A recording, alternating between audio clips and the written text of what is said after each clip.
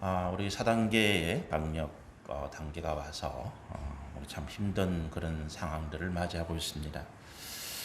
우리가 이 코로나가 왜 왔을까? 우리가 열심히 기도하는데도 하나님께서 이 코로나를 막아주지 않으시고 변이종들이 자꾸 생기고 점점 더 힘들어가는 이런 상황들이 생길까라고 생각할 때 우리가 여러 가지 이유를 생각할 수 있겠는데 저는 우리 교회 내부의 상황을 봅니다. 하나님께서 그동안 우리 교회가 한국 교회가 대규모 집회를 통해서 크게 성장을 했거든요. 대규모 집회를 통해 성장하고 한국 교회가 대형 교회를 지향하는 이런 어떤 교회 목회가 많이 이루어졌는데 하나님께서 이것들을 기뻐하지 않으시는 것이 아닌가라는 생각을 합니다. 제가 말씀을 통해서 교회나 또 우리가 이 땅에서 이루어갈 믿음의 모습들을 말씀을 드리면서 그런 생각들을 더 많이 하게 되고요. 그래서 하나님께서 분명히 이 코로나로 인한 이런 어려움들은 우리 한국 교회 또 우리 믿음에 하나님의 진리 말씀에서 어긋나 있는 세상처럼 우리가 더 많이 가지고 더 부유해지고 더 크게 이런 어떤 목적을 가지고 있는 것을 경계하시는 것이 아닌가라고 생각이 되어집니다. 그래서 앞으로 우리가 뭐 교회에서 대형 집회 이런 거는 어렵죠. 그리고 오히려 우리 초대교회처럼 소규모로 소그룹으로 그렇게 해서 신앙이 좀 더 깊어지고 성숙되어지고 또 관계에 중심되는 그런 모습들이 오지 않을까 생각을 합니다. 또 개인적으로 기대는 우리가 이제 지금 이 코로나 팬데믹이라고 하는 것이 거의 2년째 지금 가고 있거든요. 2년 가까이 가고 있는 상황인데 이 코로나 팬데믹에 대해서 이제 우리가 지금 한 가지 배우는 것은 이게 단기간에 종식될 것은 아니다. 이보다 더 센 변이 바이러스가 람다라고 하는 것이 지금 페루나 남미 중심으로 해서 크게 확산되고 있다는 뉴스를 듣고 있잖아요. 그래서 이런 것들을 통해서 볼 때 우리가 이 코로나라고 하는 이 바이러스와 함께 앞으로 계속 살아가야 된다라고 하는 거죠. 그러면 우리가 이 코로나라고 하는 바이러스와 함께 계속 살아가야 된다고 할 때 무슨 문제가 있느냐? 지금처럼 모든 것을 셧다운 시켜서는 우리 삶이 이루어지지 않는다는 거죠. 그리고 어제 뉴스를 또 오늘 뉴스를 보면서 지금 정치권에서 이런 이야기들이 서서히 이제 나오고 있어요. 셧다운 시킬 것이 아니라 어떤 방역을 생활 속에서 우리가 이 방역을 해나가는 부분을 바꿔야 된다. 지금처럼 뭐 3단계니 4단계니 그래서 모든 외식 자영업자들을 중심으로 피해를 주고 고통을 감내하는 이런 것들은 옳지 않다. 옳지 않다. 그래서 앞으로 이제 이 정부의 방역 지침도 우리가 어떻게 효과적으로 효율적으로 이 코로나와 싸워 나가면서 그러면서 우리가 일상생활을 영위해 나갈 것인가. 우리 지금 자영업들 하시는 분들 또 우리 국민들의 고통이 한계치에 왔다는 거죠. 이걸 더 이상 계속해서 코로나 방역을 핑계로 우리 감당하라 이렇게 말하기는 어렵다는 것이죠. 그래서 앞으로 아마 그런 조치들이 취해지지 않을까 개인적으로 기대를 하고 그러면서 이제 그러면 우리가 해야 될 것은 뭐냐는 거죠. 우리가 해야 될 것은 우리 스스로가 이 방역이나 이런 부분들을 조심하고 또 우리가 그런 철저하게 예방 주사를 맞고 또 우리 위생에 어떤 마스크를 쓰는 이런 부분들을 더욱 조심할 수밖에 없다라고 하는 것입니다. 우리의 믿음의 모습들도 또 우리 삶의 모습들도 우리가 그렇게 변화되어가는 그런 시점에 있는 것 같습니다. 그래서 아마 제 생각에는 아마 한 8월 말쯤 되면 새로운 방역 조치들이 나오지 않을까 그렇게 생각을 합니다.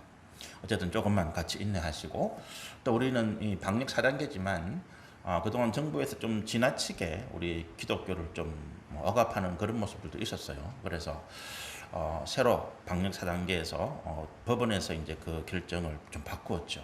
법원의 판결로서 방역 4단계에 못 모이게 하는 것은 이거는 종교의 자유에 어긋난다. 그렇게 해서 좌석수의 10% 범위 내에서 모을 수 있도록 허락을 했고 그래서 어제 아래 정부에서 새롭게 지침이 나온 게 이제 99명까지는 모을 수 있다. 단 4단계에서도 10% 범위는 지켜라.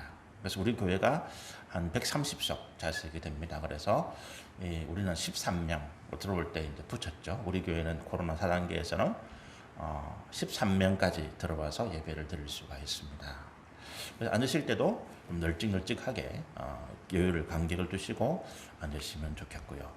그래서 우리가 이 코로나 4단계 어떻게 하든지 좌우지간 모이는 거를 좀 우리가 줄였으면 좋겠다는 그런 생각도 있어서 우리 코로나 4단계에서는 오후 예배나 수요 예배나 또 모든 주일 오전 예배 외에는 안 모이도록 그렇게 하고 대신에 우리 주일 오전 예배에 집중하면서 제가 이제 문자 보내는 그 메시지를 통해서 같이 기도하고 또 같이 말씀의 은혜를 나누었으면 좋겠습니다. 거기에 좀 더 집중해 주시면 좋겠습니다. 어쨌든 자, 우리가 이제 예수 닮기라고 하는 이 주제를 가지고 복음서의 말씀들을 다시 보면서 우리의 문제가 뭐냐라고 제가 이제 우리의 문제, 한국 교회, 우리 교회 제 신앙의 문제들을 점검해 봤을 때 우리가 말씀대로 행한다고 하면서 이 말씀을 이해하고 해석하는 데 있어서 우리의 생각, 우리가 세상에서 살아가고 있는 사고들이 굉장히 많이 거기에 들어와 있다. 우리가 흔히 말하는 세상의 문화지요. 세상의 흐름들을 따라가려고 그러고 세상의 문화에 우리가 맞춰가려고 하는 이런 부분들이 굉장히 강하다 보니까 우리가 하나님 말씀을 하나님께서 원하시는 그 뜻을 제쳐놓고 우리 생각, 우리 계획, 또 우리 느낌, 우리 경험들을 거기에 대입시켜 왔다라고 하는 것입니다. 그 결과 우리 한국교회 또 우리의 신앙의 모습이 오늘 이런 좀 약간 부정적인 모습으로 나타나고 변화되었다라고 하는 거죠. 그럼 어떻게 해야 되겠느냐? 다시 성경, 이 성경은 하나님께서 우리 가운데 주신 그 말씀이 그야말로 한 글자도 변화되지 않고 우리 가운데 오셨으니까 이 말씀을 따라서 우리가 다시 우리의 생각, 우리의 경험, 우리의 목적, 우리가 계획하고자 하는 것들을 다 제쳐놓고 하나님 말씀에만 한번 집중해보자라고 하는 거예요. 과연 이 말씀이 뭐냐? 그래서 우리가 이 땅에 오신 예수 그리스도, 그분이 우리 가운데 가르쳐주시고 보여주신 그 믿음의 진리의 모습을 따라서 우리가 우리의 신앙을 주님을 닮아가는 주님께서 우리 가운데 가르치고자 하셨던 그 말씀의 온전한 모습을 우리가 따라가 보자라고 하는 거죠. 그래서 지금까지 우리가 그와 같은 일들을 해왔습니다. 주일 오전에 예배 말씀을 쭉 전하면서 그러면서 교회가 뭔가라고 하는 부분들을 우리 지난주일까지 말씀을 한 두세 주 말씀을 나누었고 이제 우리가 제자라고 하는 부분들을 좀 이야기하려고 합니다. 이 제자라고 하는 부분들이 이 땅에서 예수님께서 가장 중요하게 생각하셨던 부분들이 제자를 택하시고 제자를 훈련시켜서 이들을 예수님이 이 땅에 안 계시는 예수님이 십자가의 죽음과 그리고 부활 성천 이후에 이 땅에 계시지 않는 상황에서 이 제자들을 통해서 하나님 나라를 만들어가는 그 거룩한 사명을 계속하려고 하셨던 거죠. 우리가 믿음의 역사라고 하는 것에서 이것이 유지되는 것이 굉장히 중요합니다. 유지라고 하는 것은 뭐냐 하면 그냥 단순히 보존되는 것이 아니라 원래의 그 모습, 원래의 그 가치, 원래의 그 어떤 형식은 좀 그렇겠지만 원래의 어떤 그런 어떤 본질들을 지켜나간다라고 하는 것입니다. 이거는 변질되어서는 안 됩니다.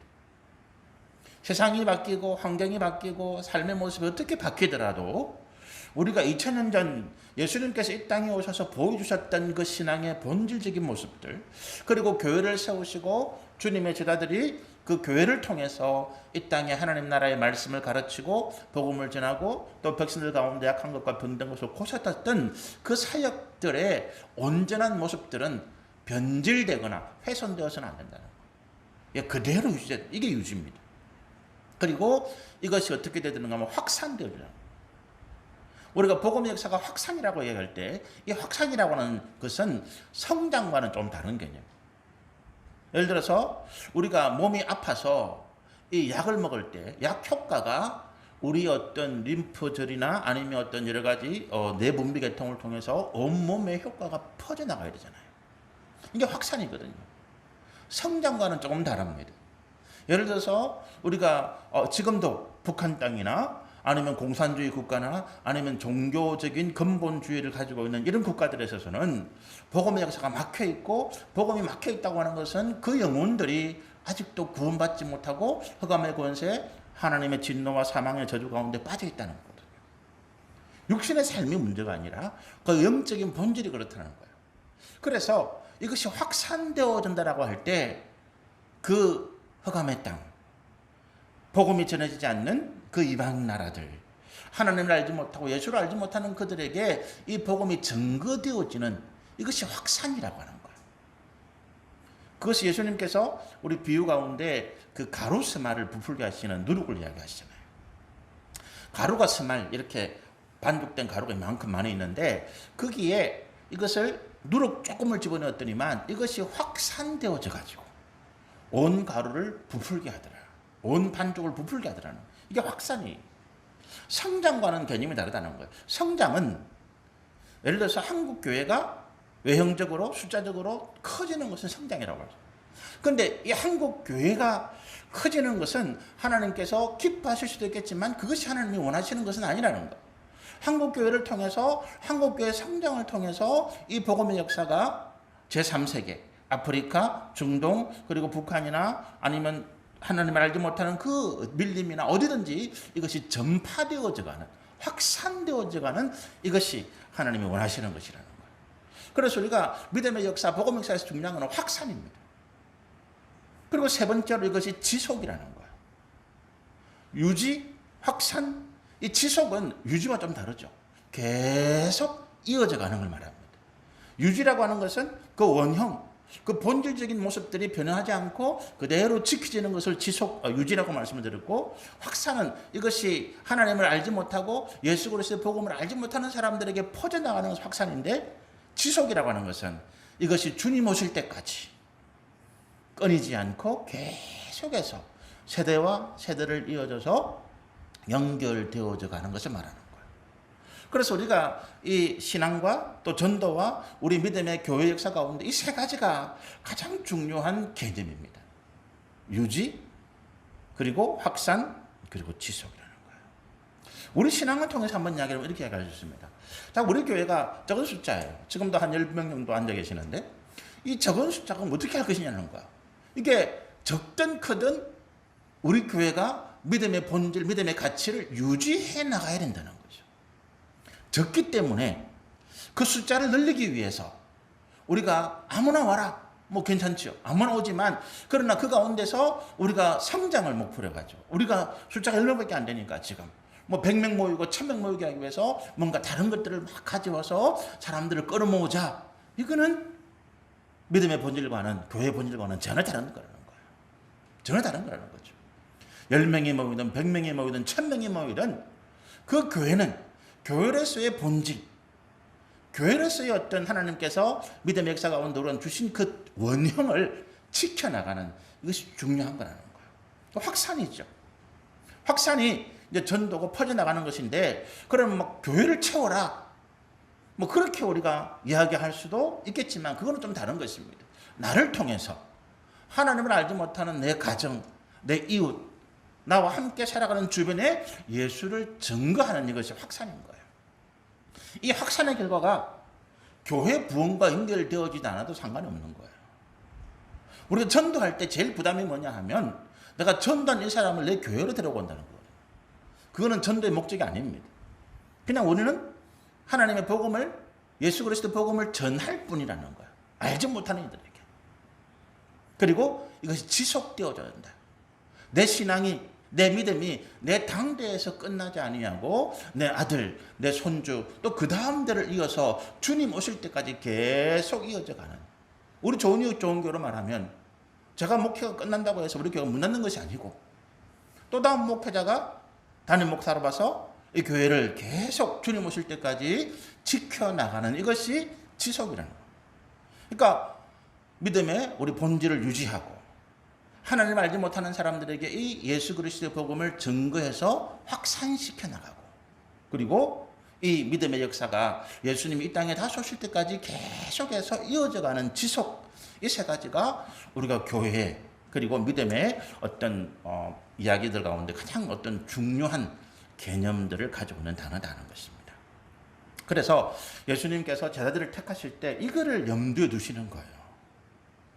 단순히 어떤 사람, 뛰어난 인물, 이게 아니라 이걸 유지할 수 있고 확산시켜 나가고 지속할 수 있는 그런 사람들, 또 그렇게 훈련을 시켜 나가는 것입니다. 자, 그럼 예수님께서 제자를 택하실 때 이런 기준, 이런 어떤 목적을 가지고 택하시는데, 그럼 예수님께서 이 땅에 하시는 그 일들이 뭐였느냐라고 하는 거예요. 그 일들이 뭐였기에 예수님께서 이와 같이 제자들을 택하려고 계획을 하셨냐는 거죠. 제가 오늘 이 본문의 말씀은 다음 주에 이 본문의 말씀을 가지고 이 오늘 세 가지 제자의 어떤 택하는 모습이 나오잖아요. 세 사람이 나옵니다. 그죠? 스스로 주님을 따르겠다는 사람은 두 사람이 있고, 한 사람은 주님이 부르셨는데 그 반응이 나왔죠. 이 세 사람의 주님과의 대화, 또 그리고 그들이 주님이 부르시는 목적과 그들의 반응이 의미가 뭔지는 제가 다음 주에 말씀을 나누려고 그러고, 오늘은 우리가 주님이 제자를 택하시기 그 과정 가운데서 말씀드린 것처럼 먼저 우리 주님이 제자를 택하시고자 하는 목적이 뭔지, 그리고 이 제자들에게 예수님께서 기대하시는 것이 뭔지, 이런 부분들을 먼저 우리가 이해를 해야 이 본문의 말씀을 우리가 나눌 때 보다 깊은 또 본질적인 의미를 이해할 수 있지 않을까, 그렇게 생각을 합니다. 자, 예수님이 제자를 택하셨다고 해서 이 제자들에게 예수님께서 하시는 일들을 맡기시고 확산시켜 나가고 지속해 하려고 하시는 거잖아요. 그죠? 예수님이 이 땅에서 하셨던 일은 우리가 마태복음 4장 23절에 보면 세 가지 단어가 나오잖아요. 그것이 뭡니까? 예수님께서 하나님의 말씀을 가르치고, 그리고 복음을 전파하고, 마지막 세 번째는 백성들 가운데서 약한 것과 병든 것을 고치셨다라고 하는 이 세 가지. 예수님의 이 땅에 사신 일들을 이 세 가지로 우리가 압축시켜 볼 수 있습니다. 많은 기적을 베풀고, 많은 말씀을 가르치고, 많은 일들을 행하시고, 또 많은 병자를 고치시고 하시는데, 그것들을 이 세 가지 단어로 딱 압축해서 말할 수 있다는 거예요. 말씀을 가르치시고, 그리고 복음을 전파하시고, 그리고 병자들 또 상한 자들을, 약한 것들을 고치셨다라고. 그런데 우리가 복음이라고 이야기할 때 복음을 전파하는 것이 가장 먼저 나와야 될 것 같은데, 예수님께서 왜 먼저 말씀을 가르치는 것을 먼저 내세우셨냐라고 하는 거예요. 여기에 대해서 여러분 이해를 좀 잘 하시면 좋겠습니다. 자, 복음이라는 건 뭐죠? 복음이라고 하는 것은 내가 내 삶 가운데, 우리가 신앙적으로 좀 들어가서 내가 지금 내 삶의 본질적인 존재의 문제, 내 영혼의 문제, 내 사후의 문제, 이런 거 가지고 고민하고 갈등하는 사람이 있다는 거예요. 우리 니고데모 같은 사람. 그 사람이 육적으로는 아무 부족한 것이 없고 아무런 아쉬울 게 없는 사람이지만 그 존재에 대한 본질적인 문제, 이것 때문에 고민하는 사람이거든요. 자, 그런 사람이 있을 때, 야, 네가 고민하는 문제, 영혼의 구원, 죄로부터의 어떤 해방, 속죄, 그리고 네가 사후에 하나님 나라 갈 수 있는 길이 있다라고 이야기할 때 그게 복음이잖아요. 그죠? 그게 복음입니다. 고민하는 우리에게, 우리 존재에 대한 본질적인 문제로 고민하고 고통하는 우리에게 이거를 이길 수 있고 회복할 수 있고 구원받을 수 있는 길이 있다라고 말해주는 게 복음인 거죠. 자, 그럼 이 복음을 받아들이는 사람들은 어떤 사람이라고요? 지금 자기의 문제 때문에 고통하고 고민하고 괴로워하고 있는 사람이라는 거예요. 거꾸로, 나 그러면 뭐 그건 뭐 상관인데, 그냥 한평생 내가 잘 먹고 잘 살다가 뭐 죽으면 끝이지 뭐. 나 좀 아쉬운 게 없어. 예수 그게 왜 필요한데?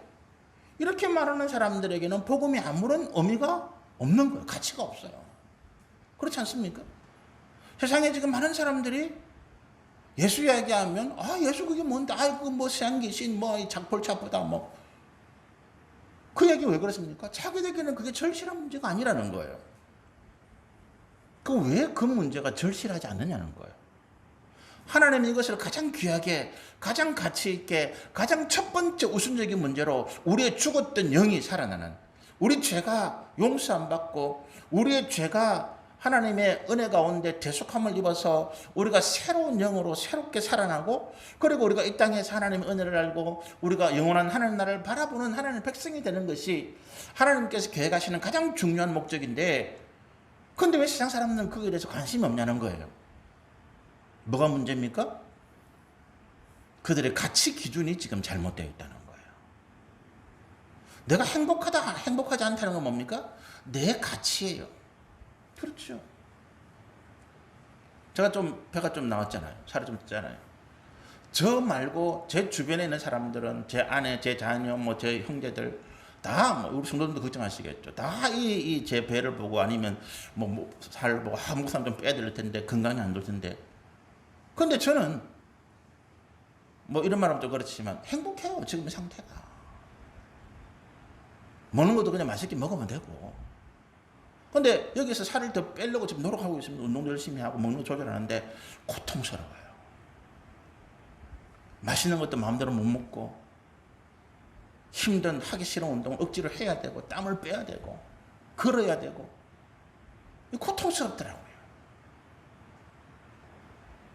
어떤 분들은 이게 야 내가 마른 체형 날씬한 몸이 좋아서 그걸 기쁨으로 하시는 분도 계실 거예요.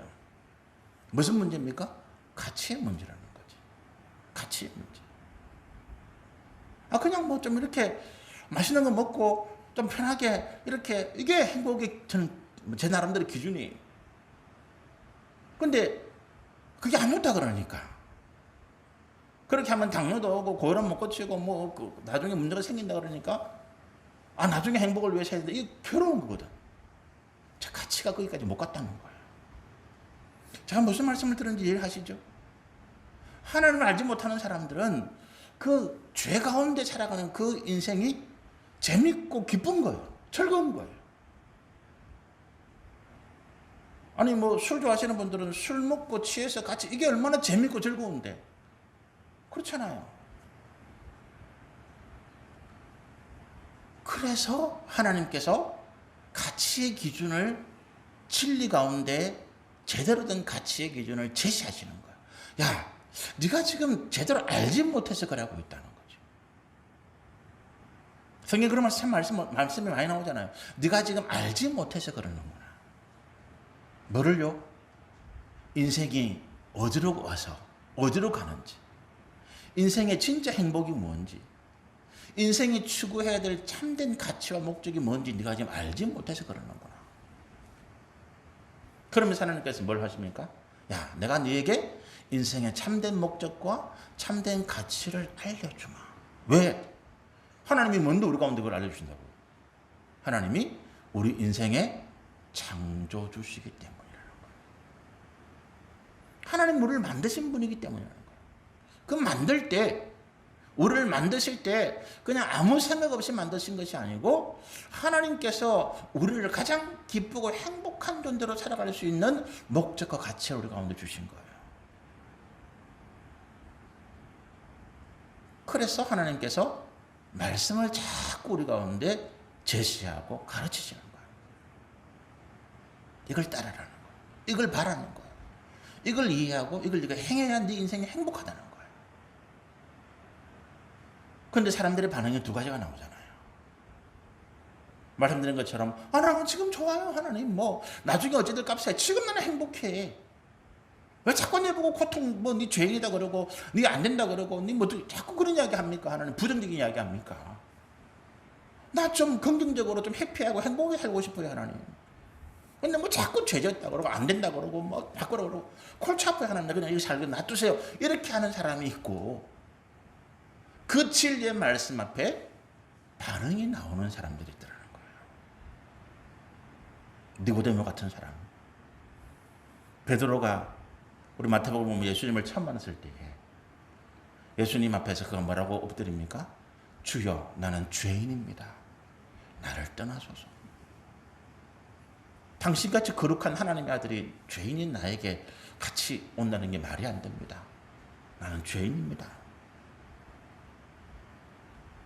여러분 끝으로는요 아무 부족한 것 없이 행복하게 사는 것 같은 사람이라도 어느 날 자기 인생의 존재, 내 영혼의 문제, 내 인생이 추구했던 가치와 그 목적이 허망하게 무너지면서 절망하고 좌절하고 고통하고 울부짖으면서 나는 이제 앞으로 어찌 해야 할 거라고 말하는 사람들이 굉장히 많습니다.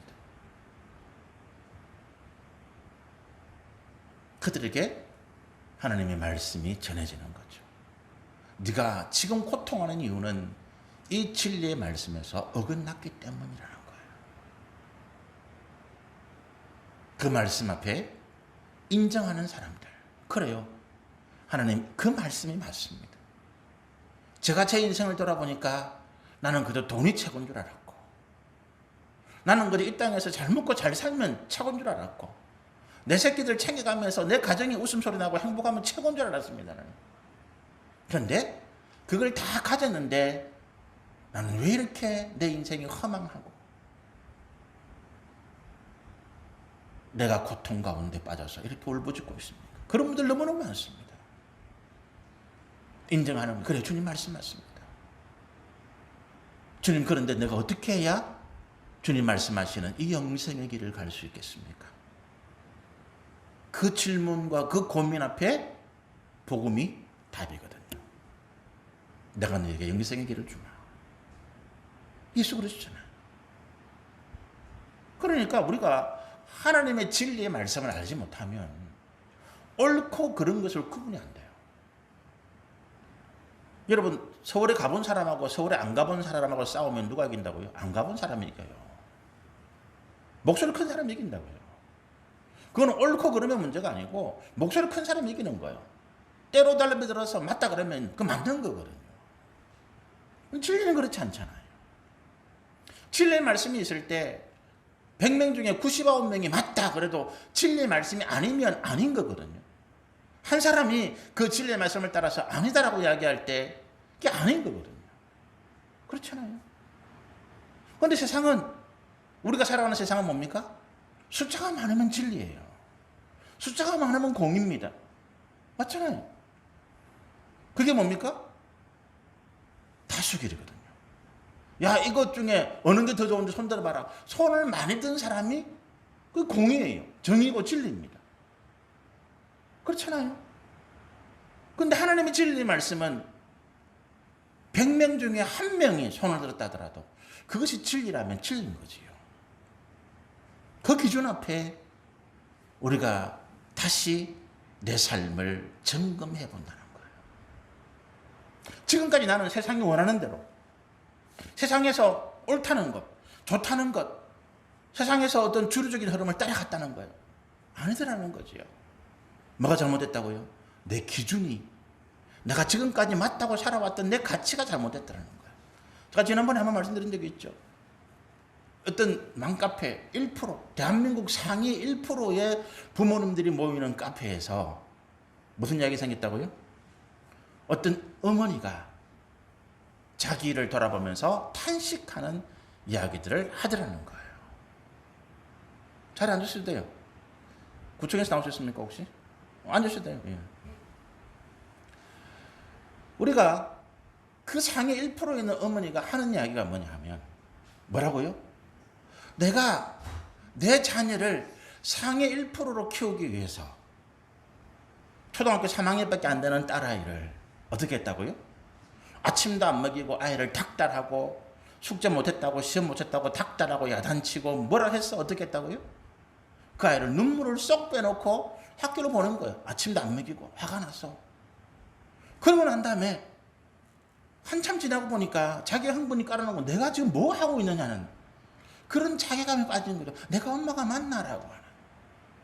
내 딸이 아침도 못 먹고 눈에 넣어도 아프지 그 딸이 아침도 못 먹고 울면서 학교를 갔는데 나는 그 아이의 행복을 위해서 그렇게 했다는 거예요. 그런데 과연 그 아이가 지금 행복한가라고 하는 질문에 빠진 거예요. 아니더라는 거지. 자기 욕심, 자기가 못 이룬 꿈을 이루기 위한 그런 마음들. 그런 마음들 때문에 그 어머니가 눈물로 회개하면서 그 상위 1% 어머니들이 회원으로 가입해 있는 그 맘카페에 글을 쓴 거예요. 당신들은 이렇게 하지 마라. 당신들은 이렇게 하지 마라. 그게 내 자녀를 사랑하는 방법이 아니더라는 거예요. 내 아이가 행복하지 않더라는 거예요. 왜 그 어머니가 그렇게 우리 대한민국의 부모님들이 우리 아이들을 그렇게 닥달하면서 뭐라고 합니까? 세상이 그렇게 맞다고 이야기했거든. 좋은 성적 받아야 되고 좋은 대학 가야 되고 좋은 회사 가야 되고 좋은 직장 가져야 되고 그래야 좋은 배우자 만나고 그렇잖아요. 그런데 거기에 하나님은 아니다라고 말씀하시거든.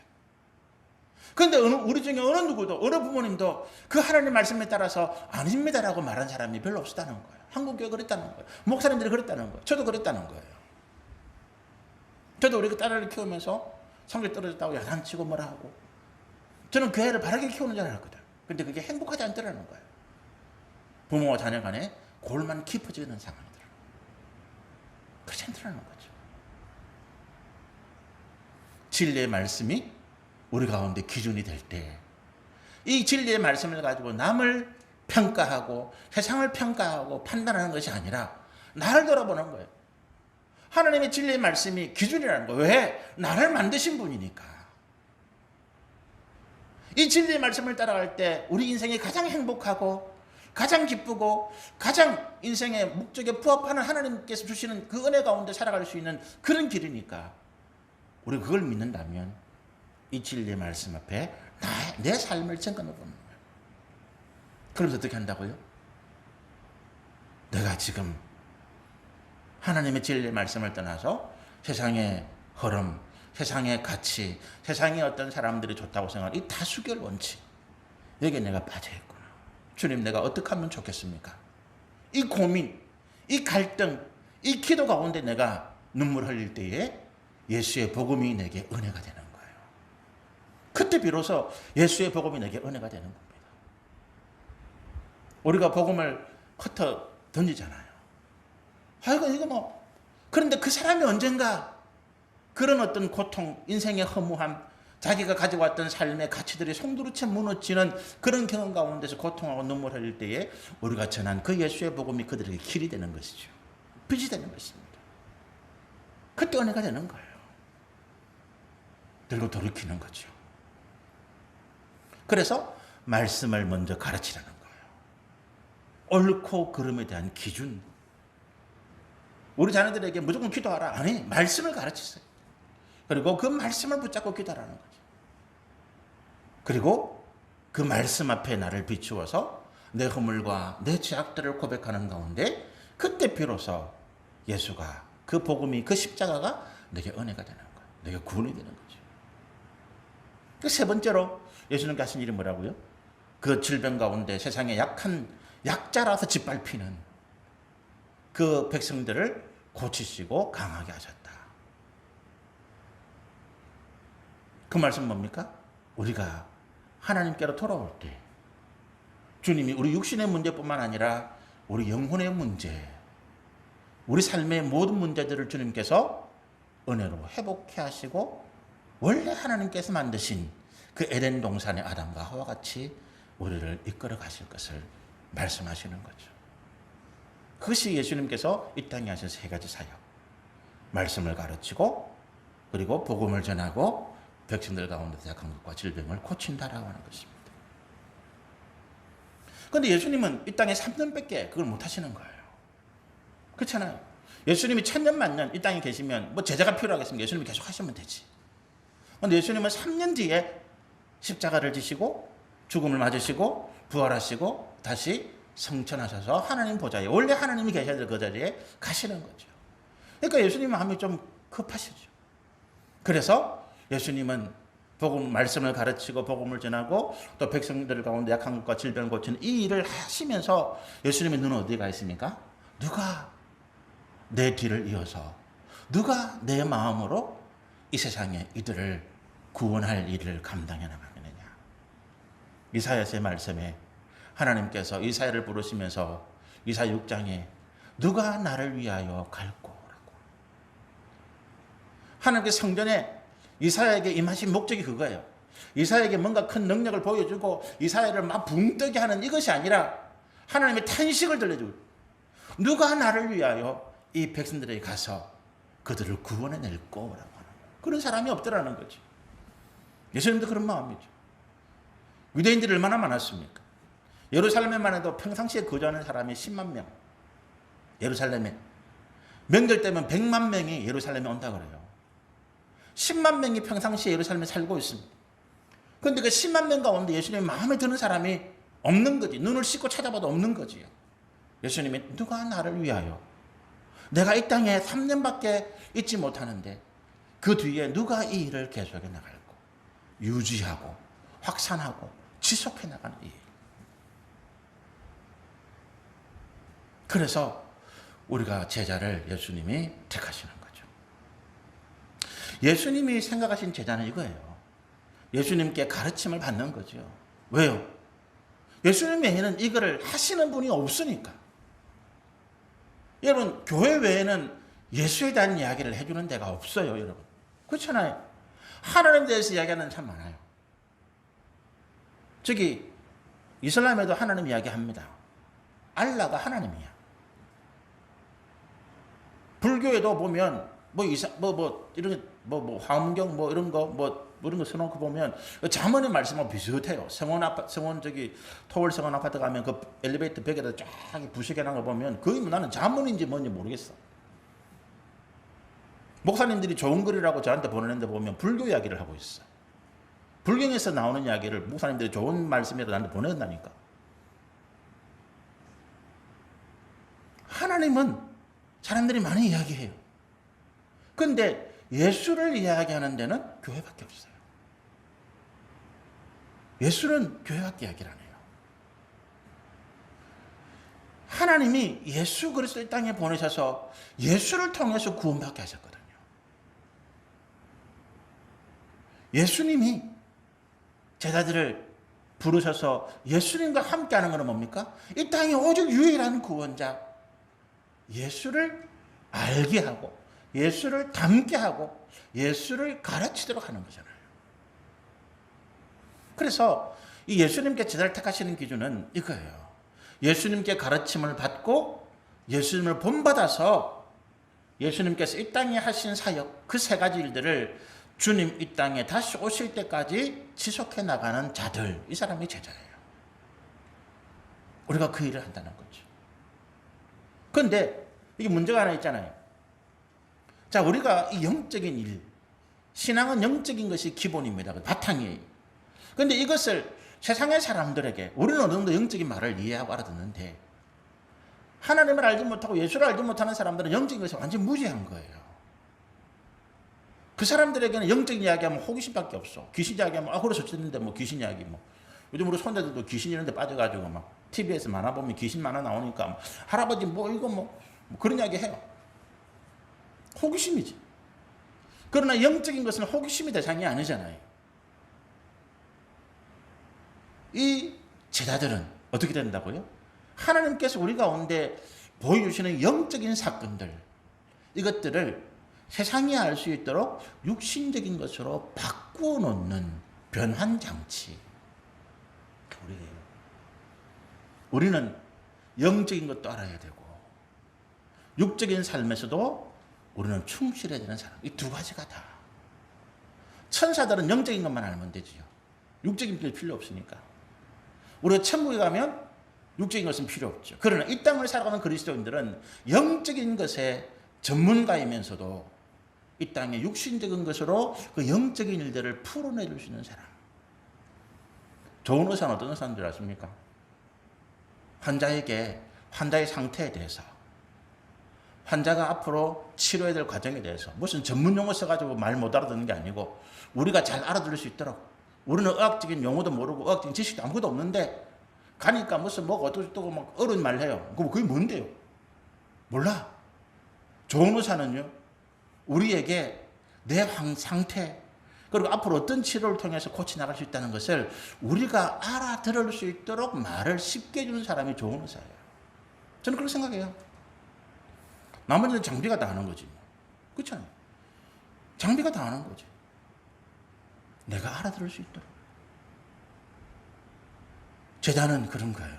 오늘 우리가 이 예배를 통해서, 이 하나님의 말씀을 통해서 우리 가운데 있는 영적인 은혜를 내가 받습니다. 이해하지요. 감사하고 깨닫습니다. 그런데 이것을 세상에서 어떻게 세상의 사람들이 이해하고 알아듣고 받아줄 수 있는 말로 바꾸어낼 것인가. 이게 우리의 고민이에요. 우리가 못하는 게 이거예요.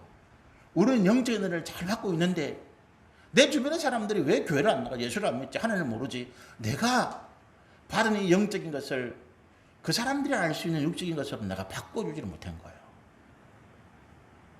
그냥 교회 나오면 돼. 예수 믿으면 돼. 그 사람은 예수가 뭔지 몰라. 그래서 우리 삶을 보여주는 거예요. 예수님이 그러셨던 것처럼 우리 삶을, 어떤 삶요? 내가 잘되고 내가 행복하고 내가 뭐 성공하고 이게 아니고, 내가 이 어려운 시기에도 나는 포기하거나 절망하지 아니하고 희망을 말할 수 있다는 거예요. 왜? 그냥 내 어떤 뭐 소망, 내가 가지는 어떤 기대가 아니라 하나님이 약속하신 말씀 가운데는 소망. 제가 우리 설교 첫머리에 코로나 얘기를 들었잖아요. 그게 그냥 제 기대가 아니에요. 하나님께서 말씀 가운데 저한테 뭐 예언을 주신 게 아니고, 우리가 성경을 읽고 하나님의 말씀을 이해하고 우리가 역사관이나 세계관 그랬잖아요. 이 세상이 어떻게 흘러간다는 것을 이해하게 되면 하나님이 우리 인생을, 우리를 이렇게 그냥 마무리 짓는 것은 아니라는 거예요. 주님 오실 때까지 우리의 삶의 일상은 계속되어지는 것이거든. 그게 뭐냐 하면 두 사람이 밭을 갈다가 한 사람은 들려가고 하나는 남는다는 거예요.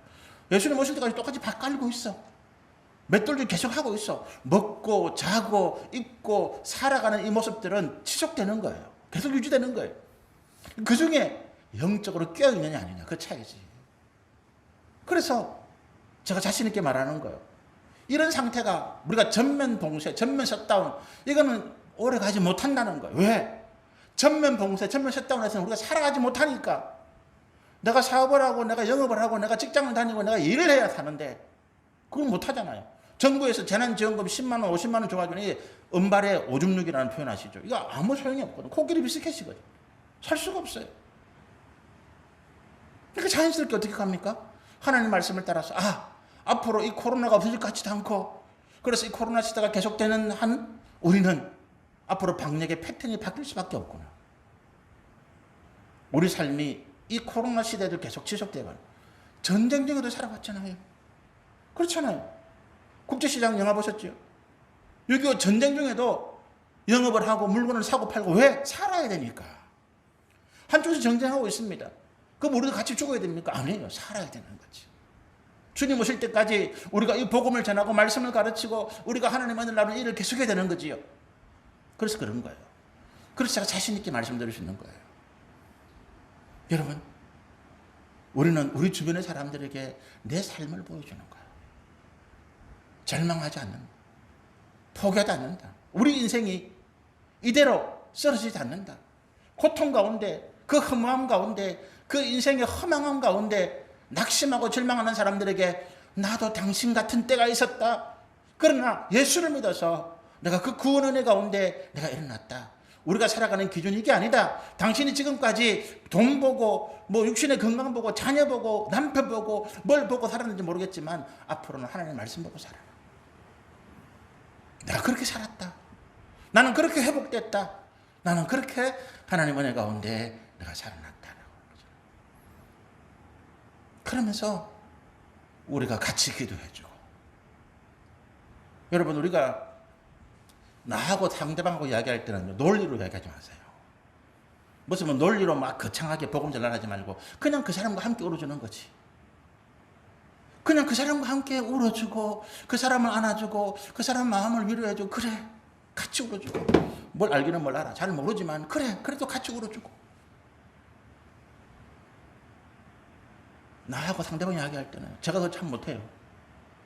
저는 제 하나하고 이야기할 때 논리로 이야기하다 보니까 맨날 혼나는데, 그냥 같이 울어줘야 되는데 못 울어주고, 같이 울어주고 같이 안아주고 같이 위로해주고, 그래 참 안됐다. 아이고 얼마나 가슴이 아프노. 그러면서 어떻게 한다고요? 예수 그리스도, 우리에게 길이 있다, 우리에게 소망이 있다, 우리에게 빛이 있다, 우리는 그렇게 쓰러져가는 인생이 아니다. 하나님께서 우리를 다시 회복해 하신다. 이 일을 하는 사람은 누구라고요? 제자들이다. 우리가 이 믿음의 가치들을 유지시켜놔요. 코로나 시대에 오히려 우리는 하나님의 믿음의 가치들을 더 새롭게, 우리가 지금까지 세상 가운데 흐트러지고 세상에서 변질되고 세상을 따라가려고 폼 잡았던 거 다 없애버리고 순수한 믿음의 모습들을 다시 회복하는, 유지하는. 그러면서 뭐 교회가 전도가 안 되고 뭐 노방전도 안 되지만 우리는 사람 만나잖아요. 그들에게 복음을 확산해 나가고, 내 자녀들, 내 남편, 내 아내, 내 이웃들, 내 친척들에게 복을 막 던져나가. 그러면 주님 오실 때까지 우리가 이것을 지속해 나가는 저와 여러분 되시면 좋겠습니다.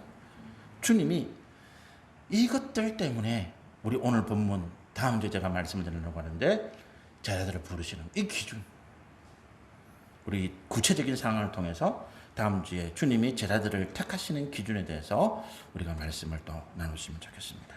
함께 기도하겠습니다. 하나님 아버지 감사합니다. 주의 은혜가 우리 가운데 넘치고 넘침을 고백합니다. 우리는 알지 못하였을지라도, 우리는 이미 잊어버렸을지라도 우리 주님이 잊지 아니하시고 오늘도 우리 가운데 부어주시는 은혜를 감사를 드립니다. 주님 새롭게 깨닫게 하시고 새로운 역사로 우리를 인도하여 주시옵소서. 우리 가슴에 서는 것 다 같이도 한번 기도하십니다. 우리가 많아서 부족함이 없어서 우리가 하나님 앞에 나오는 게 아닙니다.